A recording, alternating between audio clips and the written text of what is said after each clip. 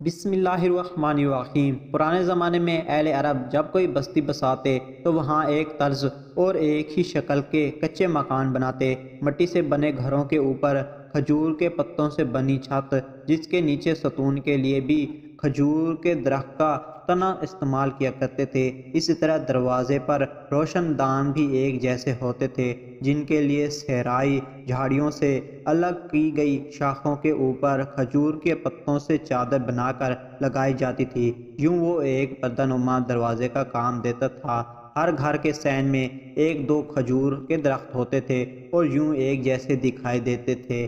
ایک دفعہ ایسی ہی بستی میں رہنے والے ایک کسان نے ایک صبح کھیتوں میں جانے سے پہلے اپنی بیوی سے کہا کہ آج شام دوست قبیلے کے سردار میرے ہاں مہمان ہیں، تو ان کے مہمان نوازی کے لیے کھجور کا حلوہ، گندم کا حریص اور زیتون کے تیل میں بکری کی ران بھون کر تیار رکھنا۔ وہ بازار سے تمام ضروری اشیاء لے کر بیوی کے حوالے کر کے اپنی بکریاں لے کر کھیتوں کی جانب چل دیا۔ کھجور کے پکنے کا موسم تھا۔ حبس اور بلا کی گرمی میں جب پیڑوں کا سایہ بھی مسافر کو راحت نہیں دیتا، تو وہ کسان دوپہر کے وقت کھیتوں سے واپس گھر کی جانب چل دیا۔ بھاڑے میں بکریاں باندھ کر جیسے ہی کار میں داخل ہوا تو اس نے دیکھا کہ اس کی بیوی تو منہ لپیٹ کر چٹائی پر بے خبر سو رہی ہے اور گھر میں کسی بھی قسم کے کھانے کی خوشبو نہیں آ رہی۔ تو گرمی سے بے حال اس شخص کا غصہ ساتویں آسمان پر پہنچ گیا۔ فوراً لاٹھی اٹھائی اور پوری قوت سے بیوی کے کمر پر دے ماری اور ساتھ غصے میں ڈانٹتے ہوئے کہنے لگا، اگر شام تک کھانا تیار نہ ہوا تو تمہارے لیے میرے گھر میں کوئی جگہ نہیں۔ یوں غصے میں برا بھلا کہتا ہوا وہ کمرے سے باہر نکل کر پانی پینے کے غرض سے باورچی خانے میں گیا تو اس کو احساس ہوا کہ وہ تو غلطی سے اپنے پڑوس کے گھر میں آ گیا ہے اور اوپر سے اس نے پڑوسی کی بیوی کو پیٹ بھی ڈالا ہے۔ پریشانی اور گھبراہٹ کے عالم میں فوراً وہاں سے بھاگا اور اپنے گھر میں گیا تو دیکھا چیز بہترین طریقے سے تیار اور رکائبوں میں سجی ہوئی ہیں۔ شام کو جیسے تیسے کر کے اس نے سردار کی دعوت کی اور اس کو رخصت کرنے کے بعد